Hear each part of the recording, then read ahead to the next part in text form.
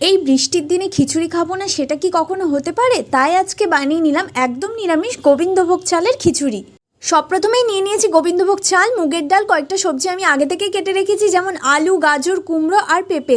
আর নিয়ে নিয়েছি টমেটো কুচি, আদা কুচি আর কাঁচা লঙ্কা।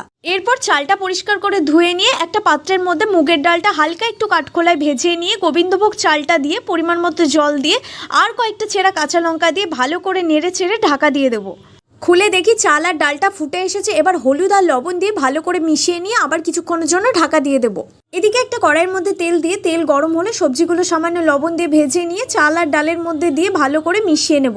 এরপর কড়াইয়ের ওই তেলের মধ্যে জিরে শুকনো লঙ্কা ফোড়ন দিয়ে একটু নেড়ে চেড়ে আদা, টমেটো আর কাঁচা লঙ্কা বাটা দিয়ে 2 মিনিট কষিয়ে সামান্য লবণ আর চিনি দিয়ে মিশিয়ে নেব। এদিকে খিচুড়িটা হয়ে এসেছে। এবার ওই কষানো মশলাটা দিয়ে ভালো করে মিশিয়ে নিয়ে ভাজা মশলা দিয়ে নেড়ে চেড়ে নামিয়ে নেব। আর রেসিপিটি ভালো লাগলে চ্যানেলটি সাবস্ক্রাইব করতে ভুলবেন না।